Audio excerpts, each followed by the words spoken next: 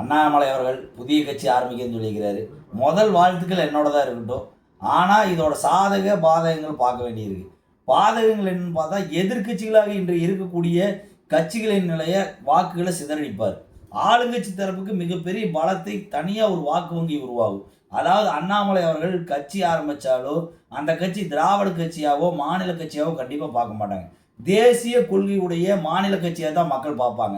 பாஜகவோட அங்கம் வகிக்கின்ற பாஜகவோட கொள்கையில் பின்பற்ற கட்சியாக தான் மக்கள் பார்ப்பாங்க, மக்கள் பேசிக்கிறாங்க. அதாவது சிவசேனா மகாராஷ்டிராவில் சிவசேனாவுக்கும் பாஜகவுக்கு என்ன வேறுபாடு? ஒரு வேறுபாடு இல்லை. அப்படியே கொள்கை ஒரே கொள்கை, ஆனால் 2 கட்சிகளாக இருக்குது. அதாவது அண்ணாமலை எதற்காக கட்சி ஆரம்பிக்கிறாருன்னா, இப்போ அவர் பாஜகவே மாநில தலைமையாக போட்டாலும் அந்த தேசிய கட்சிகள் முழுமையாக அந்த மாநில தலைமையை கடைசி காலம் வரைக்கும் வச்சிருக்காரு.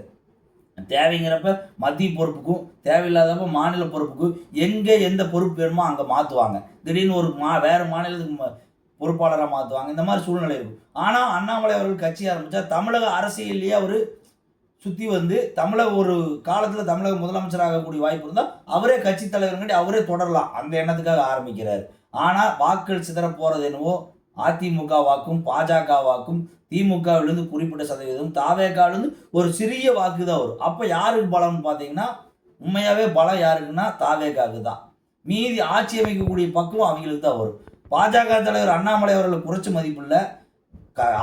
அரசியலில் என்ன வேணால் மாற்றம் வரலாம். ஆனால் அவர் இப்போ இருக்கிற சூழ்நிலையில் மீண்டும் அண்ணாமலை கட்சி ஆரம்பித்தா ஆட்சி அமைப்பாருன்னா கட்டாயம் என்னை பொறுத்தளவுக்கு அதுக்கான சாத்தியக்கூறுகள் இல்லை.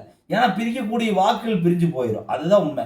காமராஜர் அவர்கள் இதே மாதிரி அன்னை இந்திரா காந்தி கூட கருத்து வேறுபாடு முரண்பட்டு கட்சி பிரித்து வந்தார். ஸ்தாபன காங்கிரஸ் உருவாக்குனார். மிகப்பெரிய தலைவர் கிங் மேக்கர். அவர்னாலேயே தனியாக கட்சியில் வந்து ஸ்டாண்ட் பண்ண முடியாமல் அந்த கட்சி ஸ்தாபன காங்கிரஸ் அழிஞ்சு மறுபடியும் அது ஜனதா பார்ட்டியாக மாறி போச்சு. அதே மாதிரி ஜெய்கே மூப்பனார் அவர்கள் கட்சி ஆரம்பித்து அன்னைக்கு 96ல் மிகப்பெரிய காங்கிரஸ்லேருந்து பிளவுபட்டு வந்து திமுக ஆட்சி அமைக்கிறது உறுதுணையாக இருந்தார். அந்த கட்சி சிறிய காலங்களில் பிளவாயிருச்சு. இதே மாதிரி ப. சிதம்பரம் கட்சி ஆரம்பித்தார், திருநாவுக்கரசர் கட்சி ஆரம்பித்தார்.